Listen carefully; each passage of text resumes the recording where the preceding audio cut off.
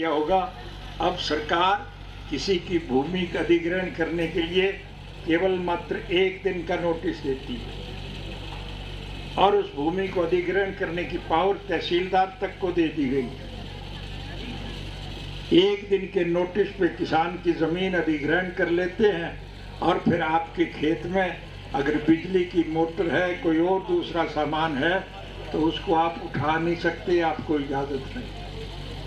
आपके खेत खोस लिए जाते हैं और ऐसे कानून बनाए जाते हैं जिसकी वजह से योजनाबद्ध तरीके से इस देश के मेहनतकश लोगों का सारा पैसा टैक्स की शक्ल में इंडियन नेशनल भारतीय राष्ट्र के जो बड़े औद्योगिक घराने हैं 15-20 अंबानी और अडानी जैसे लोगों के पास जाता है और उनसे ये सीधा लूट करके खाते हैं।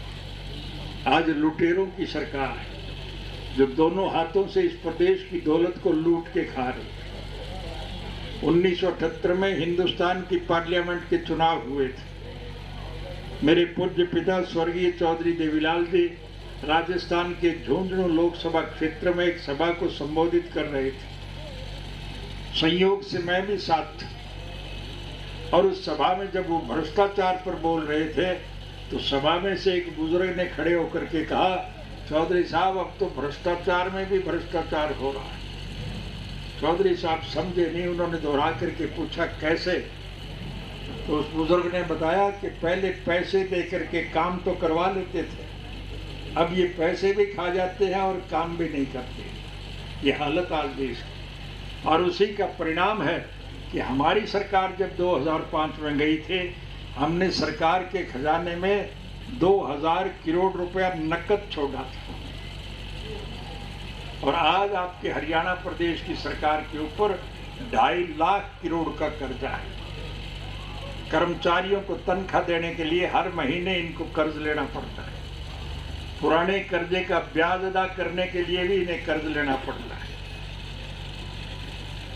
कोई भी बच्चा अगर पैदा होगा तो उसके सर के ऊपर 1 लाख का कर्जा हो, बिना लिए हुए उस बच्चे को कर्ज चुकाना पड़ेगा। ये हालत आज इस प्रदेश की होगी। भारतवर्ष आर्थिक तौर पर पूरी तरह से बर्बाद हो गया है।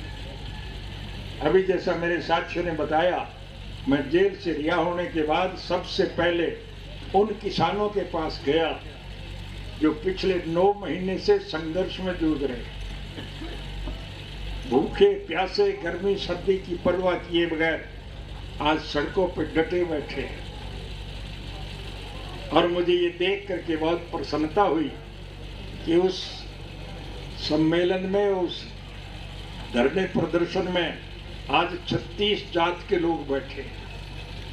नाम किसान संघर्ष का, लेकिन उसमें हिंदू, मुसलमान, सिख, ईसाई, हरिजन, बैकवर्ड, व्यापारी, कर्मचारी, कारखानेदार, मजदूर, किसान और कमेरा 36 जात के भाई बैठे हुए। इससे जाहिर है कि इस देश का हर नागरिक दुखी है, परेशान। और 36 जात के लोग जब इकट्ठे होंगे तो ये जात पात का जहर फैला करके जो हमारे बीच में नफरत फैलाने का काम करते हैं और अपनी राजनीतिक रोटियां सेक करके देश की दौलत को लूटने में लगे हुए हैं, उनको एक लोग सबक सिखाएं।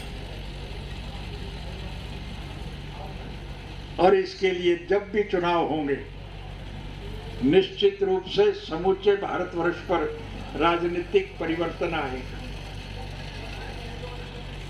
इस देश में सत्ता परिवर्तन होगा और इन लुटेरों को लोग सबक सिखा करके उन्हें सत्ता से बाहर फेंकने का काम करेंगे और मेहनतकश कमेरे वर्ग के लोगों के हाथ में सरकार आएगी।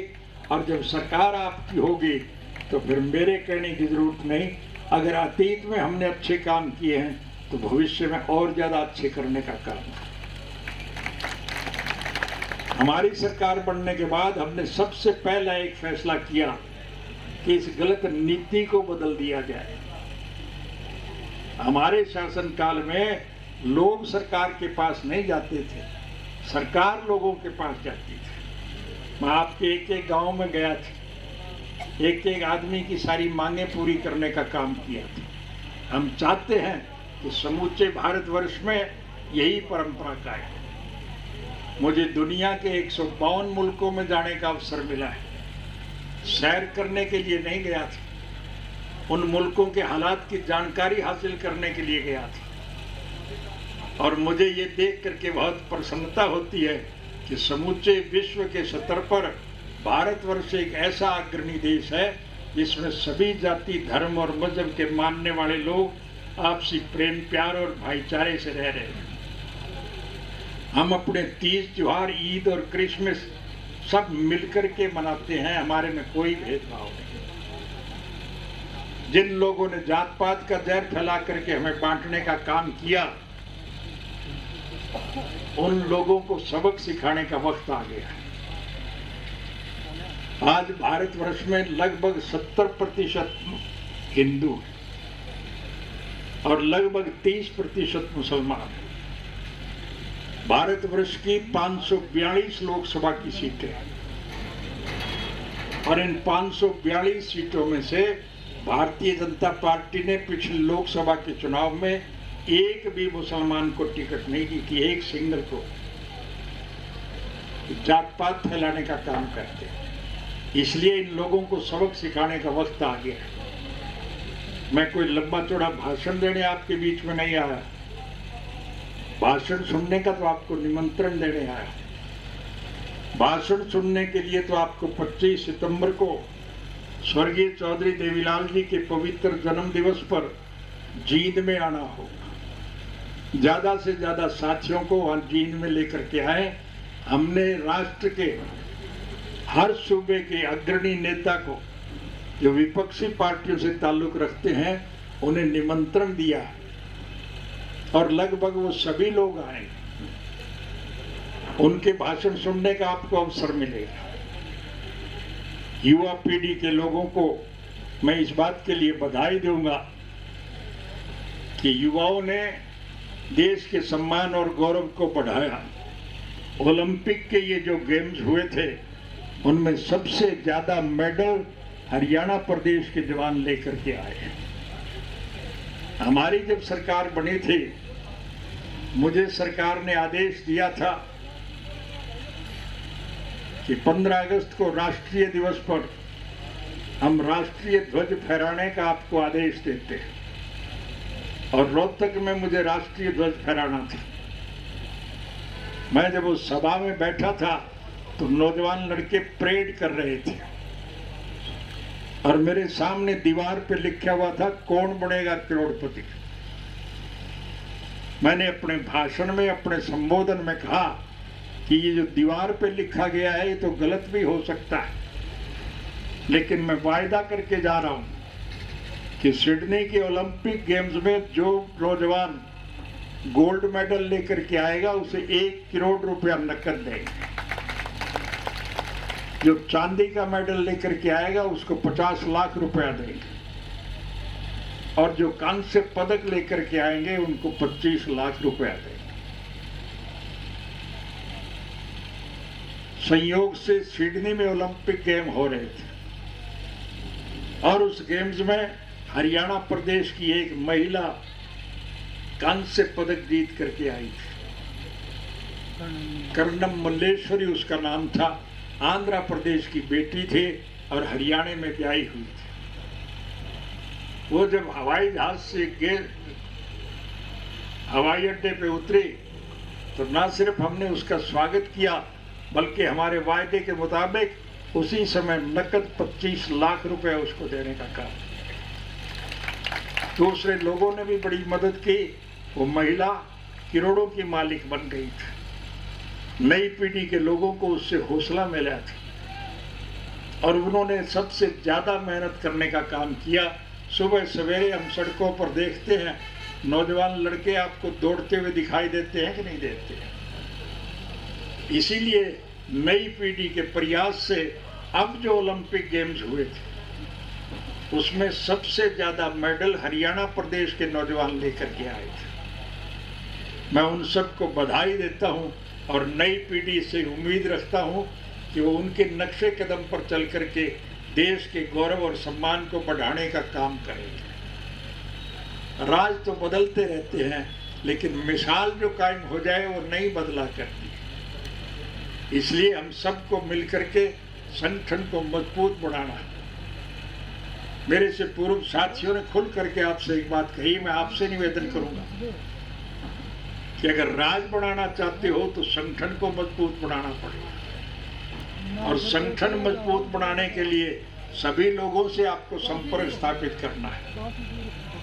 जो साथी बहक गए, रास्ता भटक गए, गुमराह हो गए, किसी कारणवश आपके दल को छोड़ करके चले गए, उन्हें नए सिरे से पुचकार करके पार्टी में शामिल करने का काम करो। हमारा किसी से कोई द्वेष नहीं, किसी से कोई विरोध नहीं, हमारा कोई व्यक्तिगत स्वार्थ नहीं है, हमारा कोई राजनीतिक स्वार्थ नहीं। हम तो स्वर्गीय चौधरी देवीलाल जी के स्वप्न साकार करने के पक्षधर हैं, इसलिए दूसरी पार्टियों के लोग भी आपके साथ शामिल होना चाहते हैं, उन्हें भी शामिल करो और उनको हर प्रकार का आश्वासन देने का काम करो। जो वायदा आप उनसे करके आएंगे उस वायदे को हम पूरा करेंगे, मैं आपसे वायदा करके जा रहा हूं। संगठन जब मजबूत होगा तो सरकार आपकी बनेगी कि नहीं बनेगी? राज बना लो, फिर थारे सारे खोटवे काट दूंगा। 3610 बच्चों को नौकरी लगाने के नाम पर मुझे 10 साल की सजा काटनी पड़ी है। अब के जब आप सरकार बनाओगे तो मैं हर पढ़े लिखे युवक को, चाहे कोई किसी भी जाति और धर्म का है, किसी मजहब का है, किसी वर्ग का है, और उसके रोजगार के कोई भी साधन क्यों ना हो, चाहे हिंदू है, मुसलमान है, सिख है, ईसाई है, हरिजन है, बैकवर्ड है, व्यापारी है, कर्मचारी है, चाहे कारखानेदार है, चाहे मजदूर है, चाहे किसान है या कमीरा है, और किसी योग्य लड़के के माँ बाप ने किसी कारणवश वोट चाहे कहीं भी दिया हो, हम उसमें वोट की राजनीति का दखल नहीं मानेंगे। किसी योग्य लड़के के माँ बाप के गलत फैसले की वजह से उसको सजा मिले, हम इस बात के पक्षधर नहीं। हम हर बच्चे को नौकरी देंगे, और गांव का, कस्बे का, शहर का पढ़ा लिखा युवक अगर योग्यता के आधार पर अच्छे पद पर होगा तो गांव की भलाई की बात सोचेगा कि नहीं सोचेगा। इसलिए हम हर बच्चे को नौकरी देंगे, चाहे मुझे बाद में फांसी टूटना पड़े, मुझे उसकी कोई चिंता नहीं। इस सब के लिए मैं आपसे एक ही बात कह रहा हूं कि आप संगठन को मजबूत बनाएं ताकि आने वाला चुनाव आपके पक्ष में हो, और इसके लिए ज्यादा इंतजार करने की जरूरत नहीं है। एलनाबाद का विधानसभा क्षेत्र खाली, सरकार उस चुनाव को टालती जा रही है। भारतीय संविधान के मुताबिक 6 महीने से ज्यादा अरसे कोई भी सीट खाली नहीं रह सकती, और दूसरी रियासतों के चुनाव घोषित हो रहे, लेकिन हरियाणा की सरकार एलनाबाद के चुनाव को टालती जा रही है, क्योंकि उन्हें दिखाई दे रहा है कि इस चुनाव में तुम्हारी बहुत बड़ी पराजय हो। लेकिन बकरे की मां कैथ और टालेगी, आखिर चुनाव तो कराना ही पड़ेगा। और मैं आपको वायदा दे करके जा रहा हूं कि जब एलनाबाद का चुनाव होगा तो इंडियन नेशनल लोकदल पार्टी के प्रत्याशी के मुकाबले में जितने भी उम्मीदवार चुनाव लड़ने वाले होंगे सबकी जमानत जब्त हो जाएगी। और जब आपकी पार्टी का प्रत्याशी भारी मतों से जीतेगा तो फिर इस सरकार में भगदड़ मच जाएगी। हरियाणा का मुख्यमंत्री का बयान छपा था, अब उनसे प्रेस के लोगों को पूछना चाहिए। वो कहता है हमारा गठबंधन जो है वो पति पत्नी का रिश्ता है। मैंने एक दफा बात कही थी कि हमारे पशु जो नाकारा हो जाते हैं हम उन्हें खट्टर कहा करते हैं।